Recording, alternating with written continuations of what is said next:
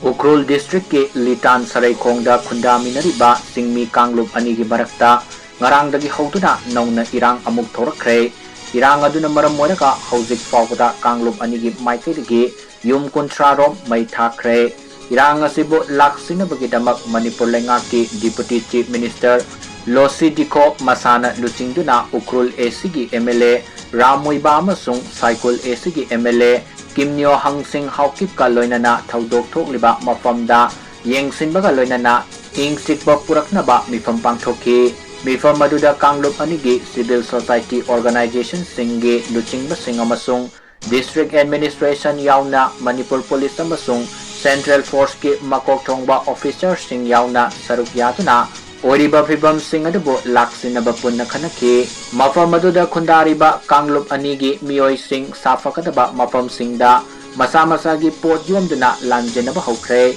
ngasi numit jungba adwaida yum tararo mai saglaki yum mai saglakpa sing adu kannana bagidamak fire service ki firefighter sing so Imphal dagi sangsingki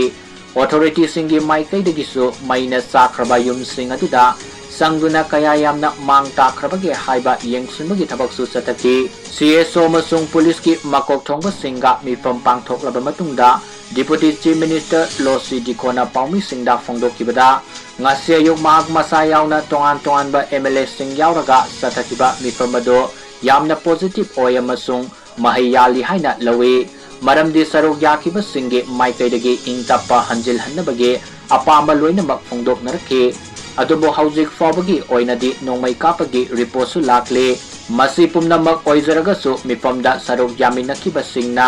violence ki thabak leminanaba wafam phongdokhi hauzik fawbagi oina irang thogliba mafam asida sabsana security singna ngak selali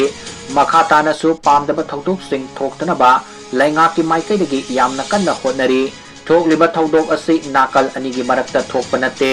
lanai mioi gi marakta thokpani adubu laibak thibadi yamna pakthok sakthorakiba sini